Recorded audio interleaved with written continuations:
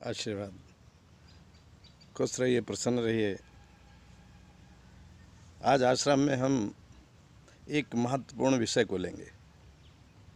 वो महत्वपूर्ण विषय है जनता के लिए आवश्यक भी है और मैं कहूँगा कि परम आवश्यक भी है। प्रजातंत्र का, डेमोक्रेसी का एक विरोधी रूप होता है, एक विरोधी व्यवस्था होती है। उसको अगर हम हिंदी में कहें तो सामंती व्यवस्था, सामंतवाद कहते हैं, और अंग्रेजी में उसको फ्यूडलिज्म कहते हैं। यूरोपियन देशों में भी, भारतीय उपमहाद्वीप में, इन लगभग दुनिया के हर देशों में इतिहास उठा करके देखेंगे तो सामंतवादी व्यवस्था मिलती है। और मध्य युग तो सामंतवाद के लिए मशहूर था। मध्य युग में जो प्रजा का उत्पीड़न होता था उसमें कुछ सामंतों को छोड़ दीजिए तो अधिकांश सामंतियों ने, अधिकांश जितने बड़े जमींदार जिनको हम सामंत कहते थे, उन्होंने प्रजा का उत्पीड़न किया। सामंती व्यवस्था में सामंत जो नियम कानून बना देता है, व्यवस्था बना देता है, केंद्रीय सत्ता का प्रभाव कम होने के कारण जो सामंती सत्ता होती है वो अधिक प्रभावशाली हो जाती है।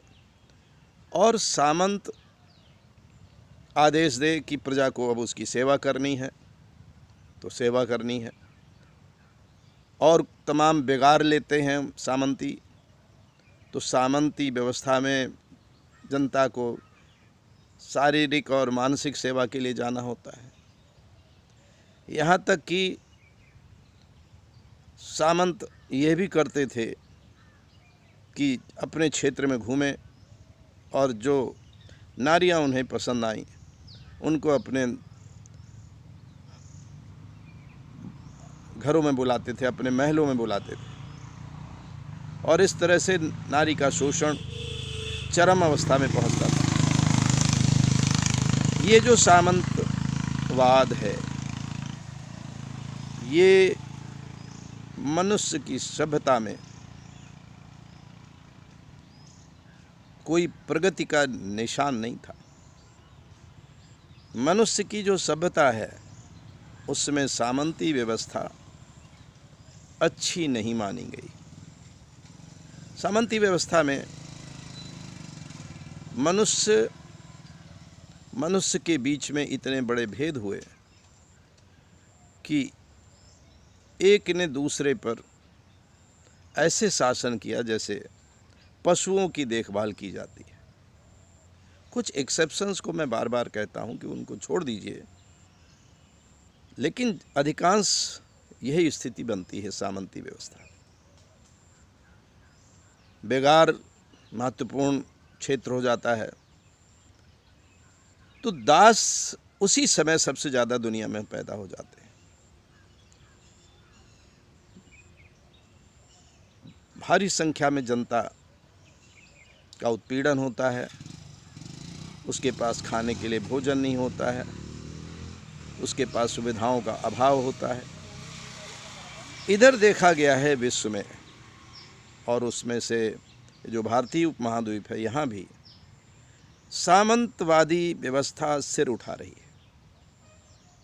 सामंती सोच के लोग आगे आते हैं, और इसका तरीका होता है कि जो कंपनियां होती हैं उनको विशेष अधिकार दे दिए जाते हैं, उनको तरह तरह के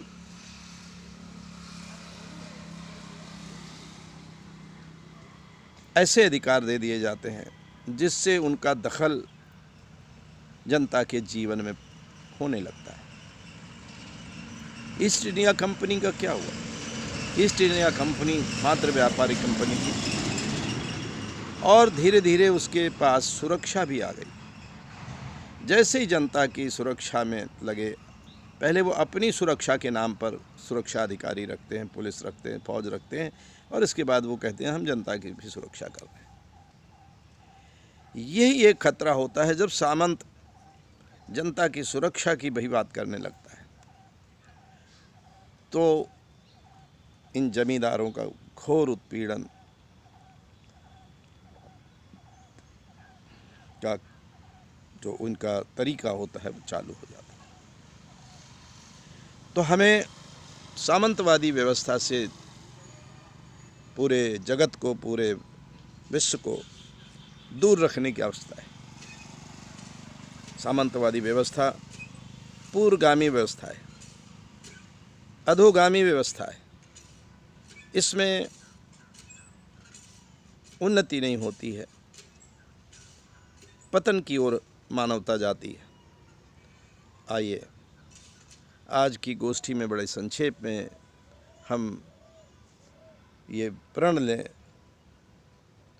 और एक दूसरे को वचन दें कि हम सामंतवादी व्यवस्था के खिलाफ हैं, सामंती सोच के खिलाफ हैं। हम प्रजातांत्रिक व्यवस्था में सब लोग जिएंगे और मानव समान जब होगा तो सभी का विकास होगा, और जब सबका विकास, सबका साथ, सबका विकास, तभी मानवता का विकास होगा। मानवता का विकास सामंतवादी व्यवस्था में बिल्कुल नहीं हो सकता। छोटे से छोटे मनुष्य का विकास प्रजातांत्रिक व्यवस्था में ही संभव है। आइए फिर से प्रजातांत्रिक व्यवस्था को सुदृढ़ करने के लिए हम सब प्रतिज्ञा करें और सामंती सोच के लोगों को सचेत करें कि वो इस व्यवस्था को आगे न बढ़ाएं, क्योंकि जनता सामंती व्यवस्था और सामंती सोच के विरुद्ध है। और इस 21वीं सदी में पूरे विश्व में हम सामंती सोच को आगे ले जाएंगे तो निश्चित रूप से हम इतिहास में पहुंच जाएंगे, हम मध्य युग में पहुंच जाएंगे, हम मध्य युग का जो बर्बर युग है वहाँ पहुंच जाएंगे। पुनः आपस में एक दूसरे को वचन देते हुए कि हम प्रजातंत्र को मजबूत करेंगे। आपको बहुत बहुत आशीर्वाद है, शुभकामनाएं हैं कि इस सोच को आप स्थायी रूप से मजबूत करें ताकि जनता को कोई खतरा न हो।